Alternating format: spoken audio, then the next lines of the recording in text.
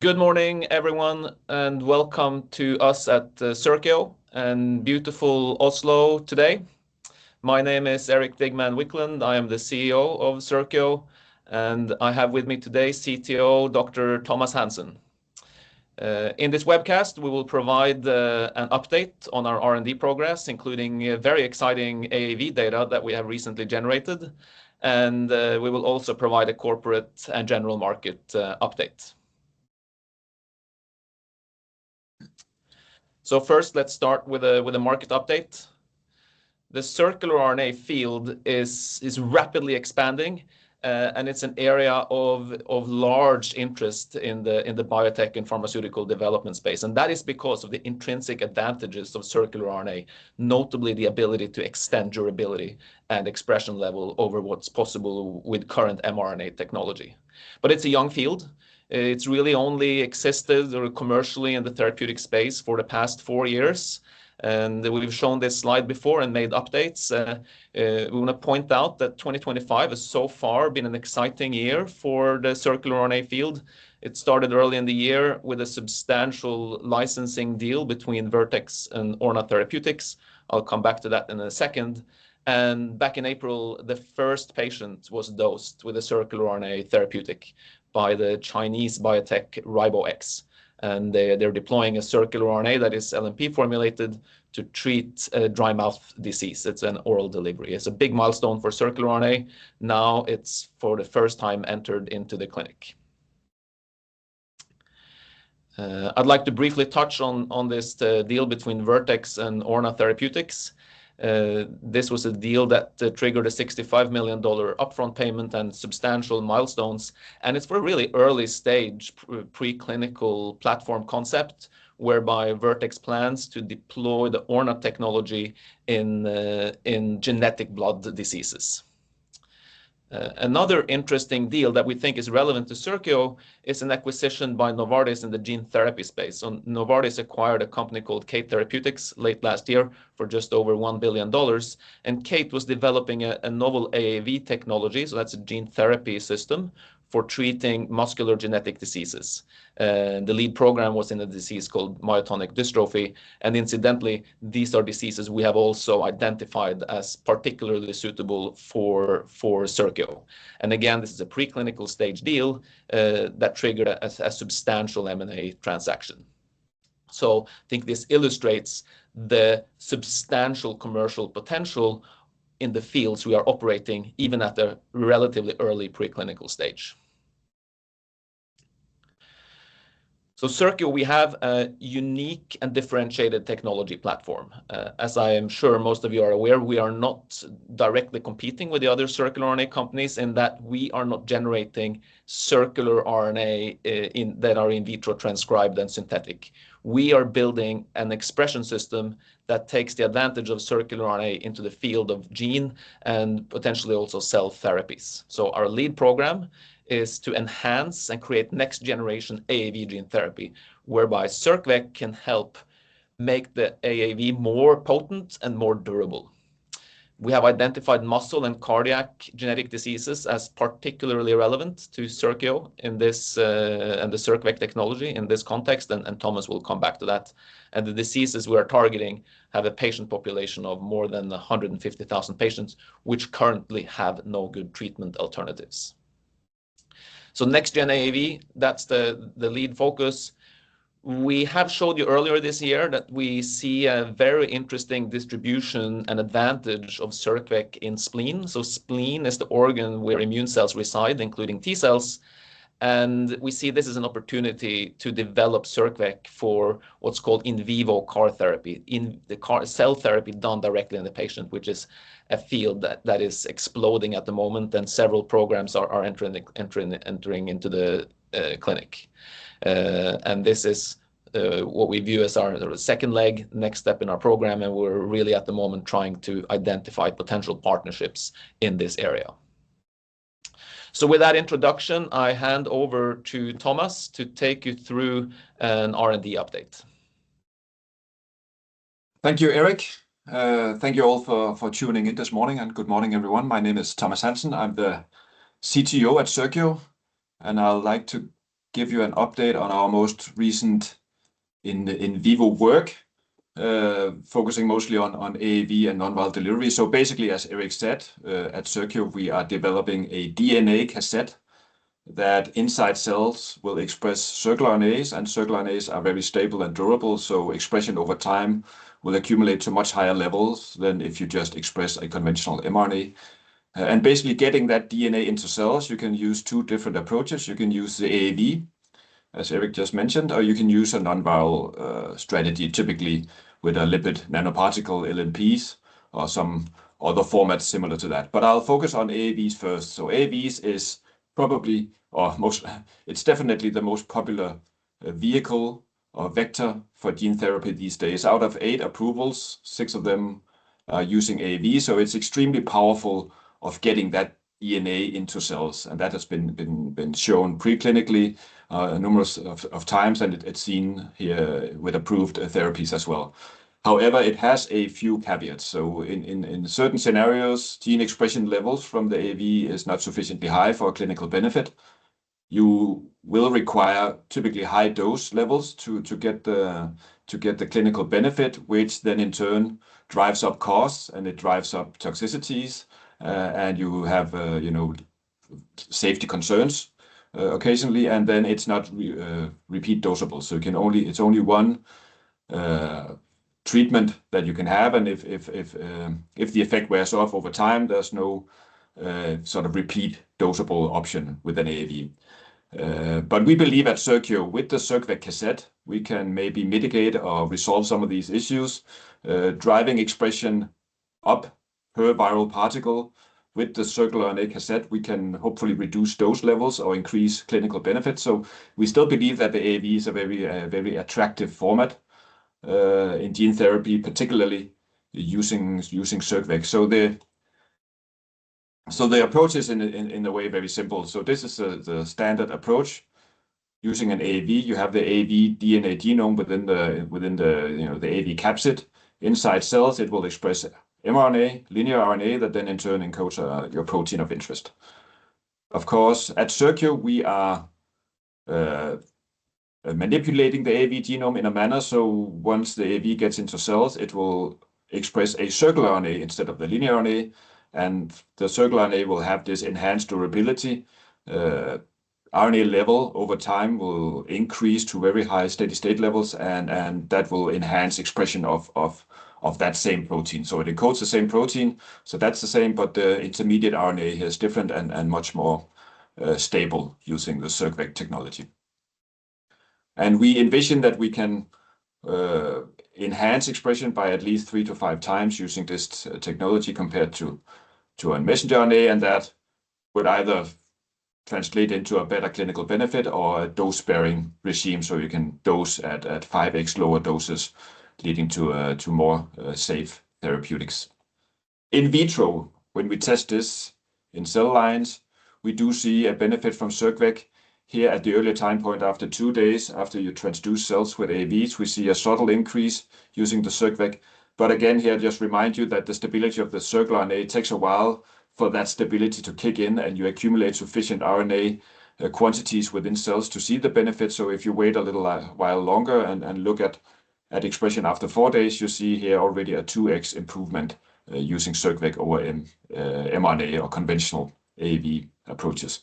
So that's in vitro. So we've been testing multiple different CircVec designs in vivo. We have, as Erik said, we are focusing on muscle and cardiac tissues. So we have devised an AAV that has a relatively good tropism for muscle, so it will mostly target muscle tissues. And then on top of that, we put a muscle-specific promoter that should drive mostly or predominantly gene expression in muscle and cardiac tissues in this case. So what we observe when we measure over time expression of, in this case, firefly luciferase in these mice that have been subjected to a AAV encoding mRNA, which we refer to as the MVEC AAV, or an AAV expressing circular RNA, which in this case is the CircVec AAV in purple. You can see a increase, albeit not 5 times higher, but a 50% increased expression here, starting from day 60 roughly, and then consisting throughout the experiment here, which was terminated at 6 months after this single dose injection with 4 mice in each group here. So we do see an advantage, not as high as we may have hoped, but this is still work in progress. But definitely when we then look a little bit more into detail post-mortem with these mice, you can dissect the mice, take out individual organs, and see expression from these individual organs. And here we definitely see a higher on-target expression from circVec in different muscle-type tissues, here exemplified by the diaphragm and the heart, showing higher circVec expression. But I think what is much more notable and interesting in this case is off-target or leaky expression in unwanted tissues, in this case, for instance, the liver. You see much more mVec expression, suggesting that all this quantification that we are looking at in the whole body of the mice may mostly emanate from on-target muscle-like or muscle-based expression using circVec. So I think there's already in this experiment, there's a lot of interesting conclusions to be reached, and we are of course following up with more advanced and next generation circVec vectors to see if we can boost expression even further. However, what is even more exciting and some very, very recent data is when we then turn to a heart-specific expression system. So what we've seen in the past is if you have low dose expression or low expression potency in your vector system, that is where circVec generally outperforms mVec the most. So in a low dose setting, we see much higher fold change between circVec and mVec compared to a high dose setting. So similarly, if you turn to a system where you want very tight expression of your payload of interest, this typically also means that you want a less potent expression system. And in this case, where we have a heart-specific expression system, expression overall is not particularly potent, but it should be very heart-specific. Then we all of a sudden see a sort of a dramatic difference between mVec and circVec. So here we trial different circVec designs and one mVec design. So here you just see the overall in vivo images of the mice over time. So this has been going on for almost 2 months. And you can see a dramatic difference between circVec and mVec. Very faint signal from circVec, but a broad and very potent signal from maybe I misspoke here. A very faint signal from mVec and a very broad and potent signal from circVec. And if you quantify the signal, you can see up to 35 times higher expression from circVec in, again, the low dose setting. So here again, we see much higher expression from circVec in low dose compared to mVec, and we see almost a 10 times higher expression in the high dose. And just point to the fact that even here in the low dose, which is a 10-fold reduced dose compared to the high dose, we actually see higher expression from circVec compared to the high dose mVec. So at face value, you could imagine that you can actually reduce dosing here 10-fold and get the same benefit. So this is exactly what we've been looking for. And this, I think, is a very encouraging results already there. However, we have been noting, we did notice that expression is not heart-specific, particularly not at the early time point. So we tried computationally to look at expression profile sort of over the body of the mouse. So if you take a cross-section from the head to the tail, and sort of monitor the profile of signal, you can see that there's a relatively broad distribution in the beginning here at day 10. But if you follow the expression profile over time, you can see that signal seems to be more and more concentrated around the middle here. So the gray area is the heart region, and you can see heart-specific expression from both circVec vectors here at the later time points. You can also see that on the images here, that you have a more localized expression in the heart that also seems to be much higher than mVec. And if we quantify that signal specifically, we also see a significant increase from circVec in heart-specific expression. So here, 3 times higher in the high dose and 10 times higher in the low dose setting from circVec, and both of them highly significant improvements compared to mVec. So definitely this is a scenario where we believe circVec will provide a tremendous improvement over conventional AAV expression vectors. So this leads me to sort of the first conclusion with our efforts to develop circVec in AAVs. So we clearly validated circVec, it works well in the AAV format, and we are moving on and testing multiple designs, and specifically in scenarios where we want very specific tissue expression. This is where we believe circVec has the highest value, but of course we believe we can improve this even further. So this is not the end. And as I showed you here in the heart, we can get up to a 10-fold increased potency versus MVEC in this heart-specific AAV scenario here. And we're looking into other tissue-specific AAVs, so I guess that's on the next step slide here. Further exploration, further enhancement of tissue-specific circVec expression that may open up new avenues for circVec in the AAV space. And of course, with our lead candidate focus on cardiac and muscular dystrophies, we are engineering AAVs now that would express therapeutic payloads, and we are aiming to set that up in relevant mouse disease models for the next step to get a better to see whether the clinical benefit may actually be even better than the luminescence that we're measuring due to the fact that we have more on-target expression with the muscle-specific promoter. Business development-wise, we are collaborating and talking to a lot of AAV specialists to allow access and get access to better tissue-specific AAV targeting capsids. And we are also establishing collaborations to get circVec validated in other external settings. So this is all ongoing, and maybe Eric will touch upon that at the end as well. Okay, so that's the AAV part. So moving on with the non-viral based delivery. So this is also a very active space, and I think this is something we're working a lot on at Circio, and I think everybody believes that this is the future. This would at some point replace AAV as your preferred gene therapy design, but there's still some work to be done. And of course, we're trying to do our bit at Circio. What happens normally when we do our R&D is that we are working on this DNA design that we just referred to as plasmid DNA. It's easy to work with. It's cheap. We can propagate it and we can manipulate it in-house. It's all very easy to work with. But of course, it's not, unfortunately, a clinically great plasmid or DNA design. But there's been a lot of development here that you can improve on the DNA design itself. So these next generation DNA formats that are smaller, in some cases you can also make them linear, and this seems to be less toxic. It's easier to get into cells, and it's just much more effective from a clinical and gene therapy perspective. So we have been studying what next gen DNA format works the best with our circVec cassette. So these two different, the circular and the linear and next generation DNA vectors, and we've done quite a lot of in vitro work, but what I'll share with you today is some recent in vivo work where we injected these vectors into the hind leg muscle of mice and then monitored expression over time. And we trialed 3 different formats and compared it to our plasmid DNA, which we refer to here as pcDNA3. So when we compare these different formats to pcDNA3, you can see 2 of the formats here in green and red.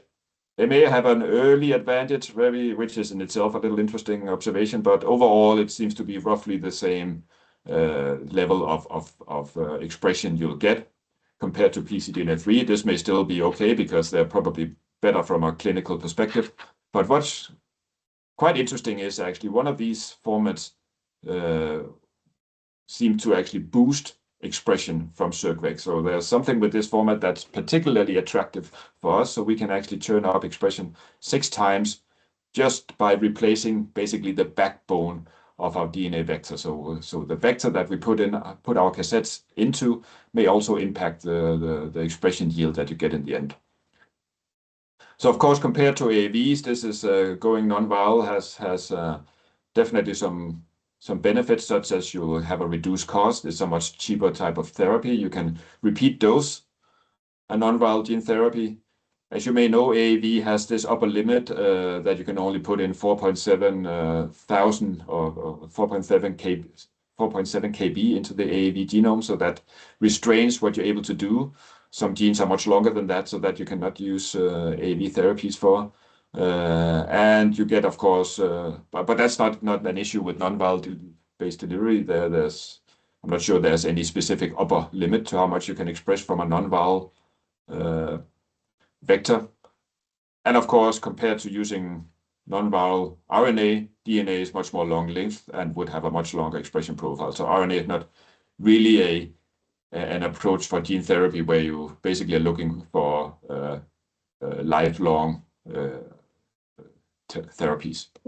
So as mentioned, this is considered the future, but there's still some stuff that needs to be solved to get that to get effective delivery of DNA into cells using a non-viral approach. Here, viruses are of course evolved to do this very effectively. So we and others are working hard to get this solved, and we are, as mentioned, collaborating with other companies to enable delivery of our circVec cassette. So data that we may have showcased previously, but it's extremely exciting, is when we collaborate. Here we collaborated with a Spanish company, Circio, to encapsulate our DNA vectors in LNPs, so they're proprietary LNPs. So on the left-hand side, you see plasmid DNA actually. So this is the old plasmid DNA format encapsulated in LNPs, and here in this case expressing mRNA. And then on the other hand, to the right here, you see the same LNP, plasmid DNA again, but this time expressing circular RNA. So if we first look at the mRNA, you see already at day 2, very high expression in the liver that then is dramatically reduced already at day 7, and at day 23 hardly detectable anymore. And that seems to be then continuing all the way until the end of this experiment, which was 3 months after the injection, roughly. However, in contrast, when we look at circVec, you can maybe imagine the distress we had at Circio when we looked at the mice after 2 weeks.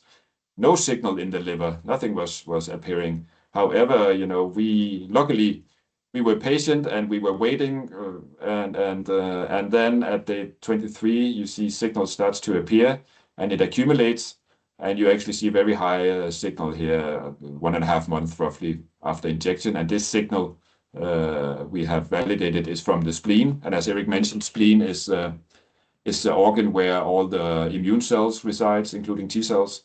So this is of course a very interesting observation for 2 reasons in particular. I would say one is the more general circRNA biology that we're looking at here. As I mentioned, it's the same LNP, it's the same backbone vector. The only difference is whether it is expressing firefly luciferase via a mRNA or via a circular RNA. And that in itself drives this dramatic difference. And this is exactly these scenarios that we're looking for at Circio that would differentiate our technology with conventional gene expression. And here we're looking at the ability to actually drive high and prolonged spleen expression using LNPs, which I believe is difficult and maybe impossible to achieve with a conventional gene expression cassette. Second of all, focusing on the spleen, this of course unlocks some therapeutic opportunities with circVec, specifically within the space of cell therapy and CAR-T therapies. So with that sort of concludes the non-viral part of the R&D session here. So we have identified a novel therapeutically relevant DNA format that actually seems, in addition to be better and safer a safer vector, it also drives up circular RNA expression, so it has multiple benefits. And then we have confirmed that we get spleen expression from our circVec LNP, which is not observed with the mVec LNP. So this is specific to the circular RNA therapy, the circular RNA biology here. So ongoing work is trying to get a better idea of what cells in the spleen specifically are driving the expression of the circular RNA, which will of course also inform us what would be the best next step and what would be the clinical avenues for this for this setup. And we're of course improving the LNP mediated delivery. So as you can imagine, we are now using this novel DNA format within the same LNP to hopefully drive up and get better expression in the spleen from circVec. So this is work ongoing, and we are also locating new and more advanced targeted LNPs and non-LNP delivery systems. And then of course we now will, based on the spleen spleen specific expression, we are now establishing a platform for durable CAR-T therapies using our circVec DNA and the LNP delivery system, as you see. So For business development, we have a lot of ongoing collaborations with delivery companies such as Certest, Entos, 4Base Bio, and actually also a couple of other companies with very interesting technologies that we are testing. And we're of course hoping to see something similar to what we've seen with the LNP, namely sort of tissue-specific expression of circVec that's not achievable with the conventional gene expression profile or gene expression technologies. And we are also seeking collaboration partners specifically in the in vivo cell therapy spaces. So yeah, with that, hopefully that made sense and that was informative. And I'll now hand it over to Erik back again. Thanks. Thank you very much, Thomas. So to summarize what Thomas just described, number one, AAV gene therapy. This is our lead program. We view this as the lowest technological hurdle, the quickest path to the clinic. AAV is a well understood format. It has clear caveats that we can solve with circVec. And we believe we can more get into the clinic and demonstrate the advantage of circVec in a clinical proof of concept study. So right now, we've identified this specific advantage in heart tissue. We're exploring whether this also applies in other tissues. We see advantage in muscle, and then there are other areas where we expect to see the same type of difference. And this is really what we are after. As a next step, we seek to establish research collaborations with AAV companies, getting others to test circVec in their hands to see if it performs as we expect. Also, if we are able to identify multiple tissues where circVec has this advantage, it would not be possible for circVec to developing everything in-house. So the strategy would then be to pick one or a couple of areas for focus in Circio, and then we could partner in other tissues, other diseases, or for other targets. And we're in constant dialogue with all the AAV companies, and we're now showing this exciting new data with the aim of moving forward to establish research collaborations. Second step, DNA cell therapy, where so AAV is the current gold standard. It's what works best now. It's the fastest path to the clinic. DNA-based cell therapy or DNA-based gene therapy is the really exciting opportunity for the future. This is where the space is moving. But as Thomas described, there still are challenges that need to be solved when it comes to delivery of the DNA vectors. And here we're relying on partnership. We already established several partnerships to test delivery, and we have now identified a DNA format which is superior to the plasmid DNA we've used technically, and which is something that can be brought into patients more easily than you can do with the plasmid DNA. So here we are more relying on research collaborations. We provide one piece of the puzzle, and we need other companies to provide their complementary technologies, and jointly this can form therapeutic products that then we can develop forward together. And again, we have several collaborations ongoing. We expect these will read out data in the second half of the year that we will report as they become relevant. I'd like to stress here that absence of data for these collaborations does not mean they didn't work or failed. We also have a partner here to take into account. And sometimes you simply need to redo experiments. You need to change the conditions and test multiple aspects of what you're doing before you have a clear answer. So that's simply the reason for that. And yeah, just please be patient. We're taking one step at a time and progressing well. And as you can see here with the Certest collaboration, we already have some pretty encouraging results in spleen that really differentiate circVec and puts us in a different bucket and creates opportunities that are simply not doable with conventional mRNA-based systems today. And I think that also summarized maybe the last point here, which is the delivery part. This is really the key aspect of the DNA and cell therapy and gene therapy, getting your DNA cargo into the cell. We can make the DNA cargo better. Other companies are expert in the actual delivery part. So if we look ahead, here is a timeline of some of the major milestones for the coming year to year and a half. We recently presented data at ASGCT 2025, which was last week in New Orleans. And that data has been summarized here, plus some additional results. This incorporates now the upgraded AAV, our new DNA formats, and delivery to specific tissues. I would say we received substantial interest at the meeting that triggered many discussions, which we are now following up. So it's great to see that our data and results and progress with circVec is viewed as unique, creating unique opportunities and interesting to collaboration partners. Now, as we look forward, we are exploring further the AAV tissue specificity, the new DNA format for spleen delivery, other delivery systems, as Thomas pointed out. So these will be important milestones. And another important milestone is going to be when we get this into more concrete disease models. Right now, our data is mainly with reporter genes that allows us nicely to track expression.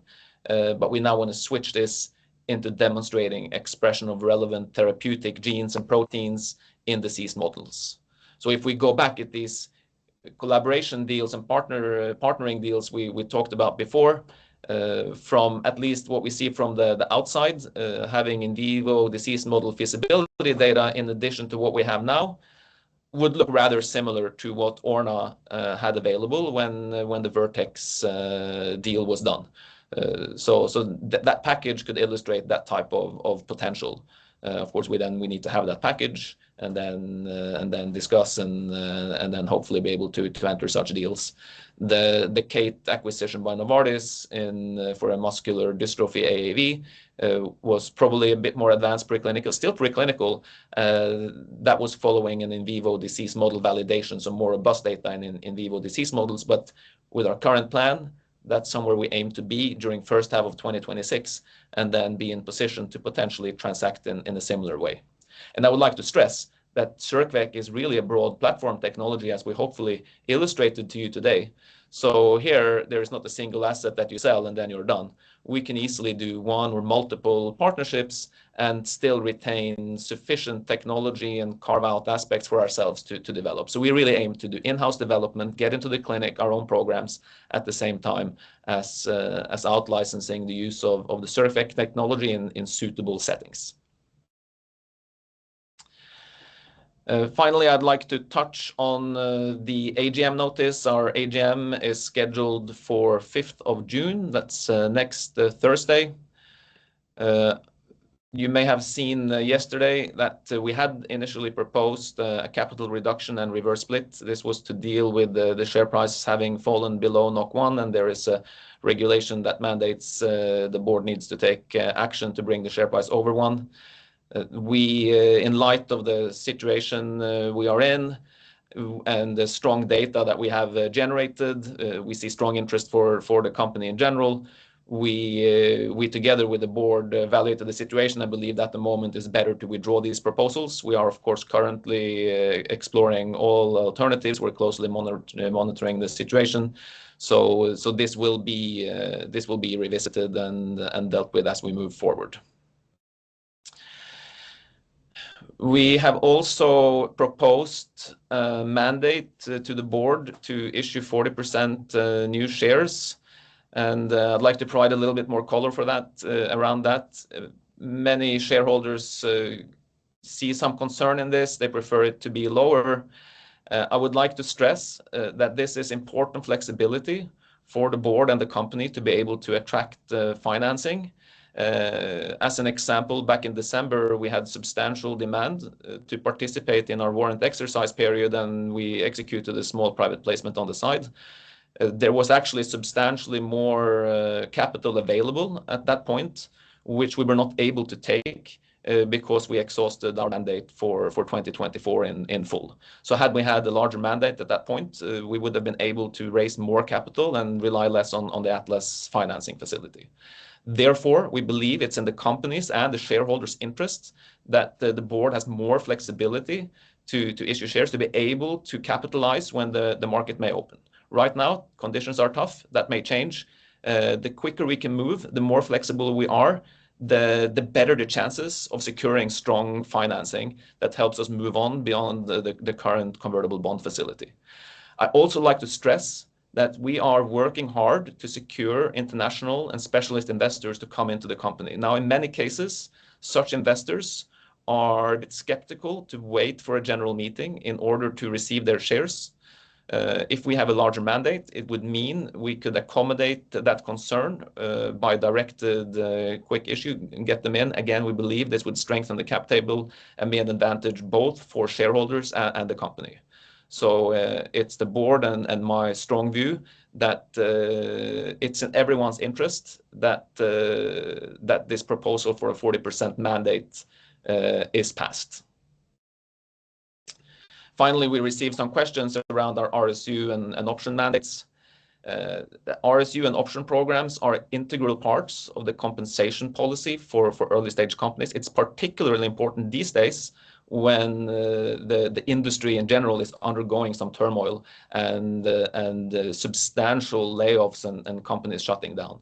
So this is a tool we really need to be able to attract and retain our key employees. And this also aligns the shareholders with the employees' long-term goals. So again, important for the company to attract and retain talent. It also reduces cash expenditure for the company as we can keep salaries lower. So this is important for us to be able to work with. If we don't have a mandate to fulfill our obligations under RSU and option programs, this also means that any conversions here triggers just a cash need instead. So having this mandate enables the company to decide whether such compensation is issued either in form of the shares or converting the options or cash. So again, this is important for the company to have available as a tool. I would also like to stress that the current options are mostly out of the money, meaning they have a strike that is over the current share price. And many of these options only vest in the future. So the risk here in terms of a dilution is minimal at the moment and only plays through in the mid to long term following success where the share price has increased. So they only really have value in a situation where things have gone really well. So hopefully this clarifies these items in the AGM. Don't hesitate to reach out if you have more questions around this. We did receive multiple questions beforehand, and we've tried to address this during the presentation and now in this summary of the AGM notice. So with that, we can move to the Q&A session. There it's possible to submit questions in the chat. We also received several questions beforehand, and we've tried to group these in buckets and cover them that way. The first question to cover follows what we just discussed, and that's around financing. As you are aware, we have a firm financing commitment from Atlas that was entered during the rights issue last summer. And that's guaranteed the company funding until end of June 2025. As previously communicated earlier this year, Atlas has agreed to extend that financing facility, so that does exist and has been extended beyond June 2025. If you combine that with our current cash resources, the company now has secured funding well into Q4 2025 . And then how we proceed, how we fundraise, etc., that will inform and decide how much of that available financing facility from Atlas we end up using. So yes, the financing is secured beyond June 2025. I think then we can move to a couple of more R&D related questions for Thomas. The first question, Thomas, and I think this is an interesting one, is this tissue distribution and the specific expression of circVec in certain areas of the mouse in vivo. How can this be explained? Why is there such a difference between mRNA and circular RNA-based expression?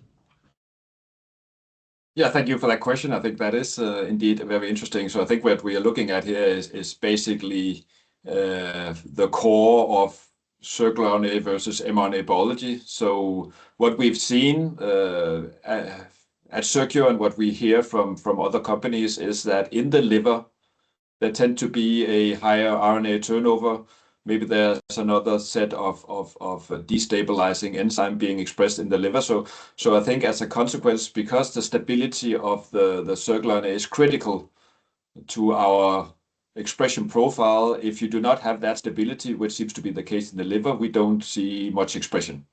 In contrast, in the spleen, it seems that this is not the case. This is a scenario where circular RNAs are really thriving, and they will accumulate to very high levels.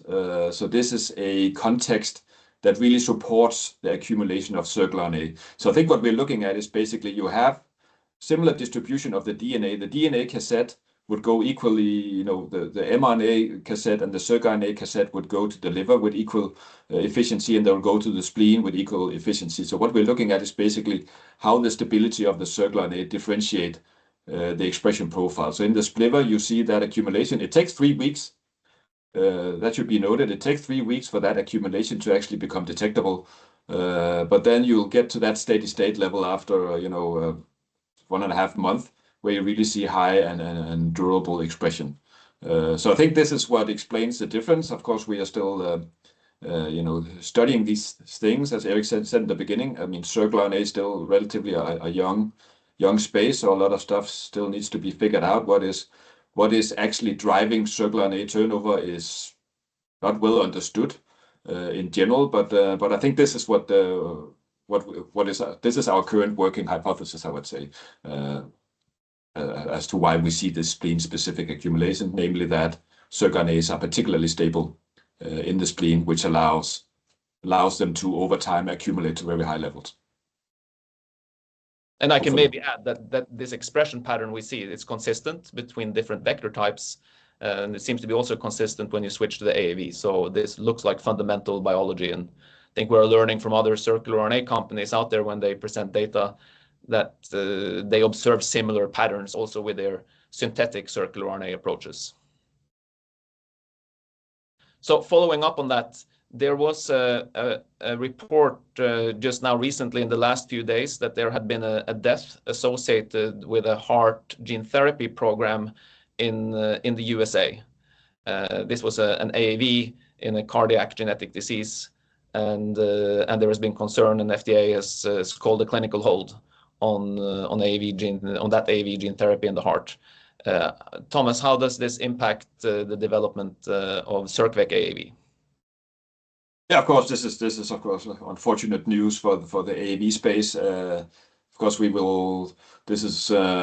don't have much information currently, so I guess. But what would likely be the case is they seem to be dosing relatively high levels of AAV in this trial, and I would maybe sort of a little jump to the conclusion, even though this is maybe a little premature, that if Rocket Pharmaceutical had the option of going tenfold down in dose levels, likely this therapy would have been much safer for the patient. And this is, of course, what we believe we can do at circVec with the circVec technology at Circio, namely develop AAV vectors that are showing the same clinical benefit, but at a much reduced and much safer dose level.